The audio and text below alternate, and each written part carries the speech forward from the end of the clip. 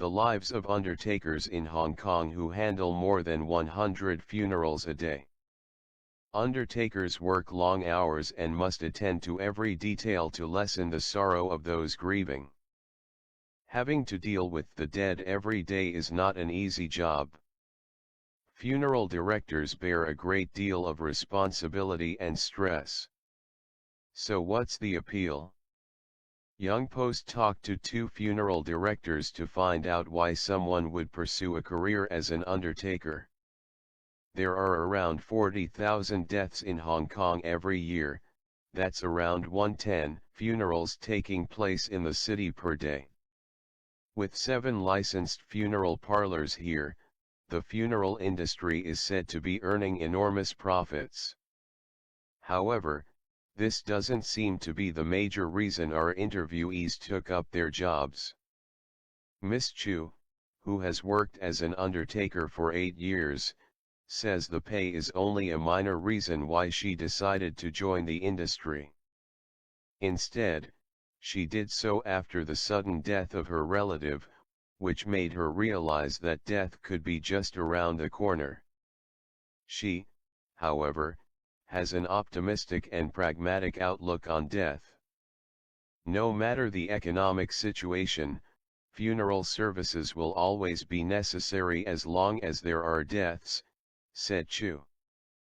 The work of funeral directors involves transporting the body from the mortuary or hospital to a funeral parlor, selecting a coffin and mourning hall, and booking a crematorium or buying land for burial. The whole process ends when a monument is finally erected for the deceased. The long working hours are the greatest drawback for those who are interested in the industry. Other than Lunar New Year, we basically have no holidays throughout the year. The trade-off of this job would be the time we are able to spend with our own family and friends.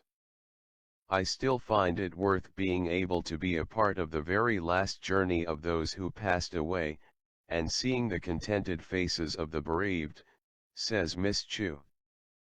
Another anonymous undertaker with more than 30 years' experience revealed that she married into the 3rd generation of a family funeral business and therefore had no choice but to take over the business. Although she feared death in her youth, she quickly managed to conquer her fears, believing that by helping the deceased, their spirits will not harm her. In the beginning of their career, some may be as affected as the family of the deceased. But eventually they all learn how to hide their feelings.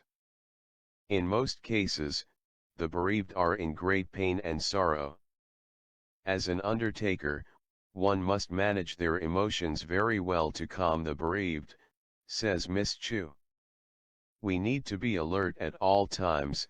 Incidents could happen in the moment you take to wipe your tears, said the other interviewee, who'd witnessed the sudden death of a mourner in a mourning hall. Undertakers are usually asked whether they have become accustomed to the death of people, and the sorrow of the deceased's family and friends. Their answer is no, as they have to put themselves in the bereaved's place in every case. We treat every client wholeheartedly, like our own family members. We just learn to control our emotions during work, both interviewees agreed. For those interested in pursuing a career as an undertaker, Miss Chu advises them to be prepared for a heavy workload and long working hours. Funeral directors also have a lot of responsibility because they have to carefully listen to the requests of their customers. A minor mistake like missing flower baskets could worsen the sorrow of the family.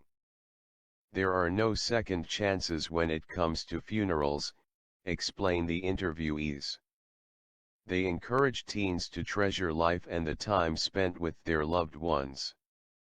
Live life in the moment as you never know when it may end, they said.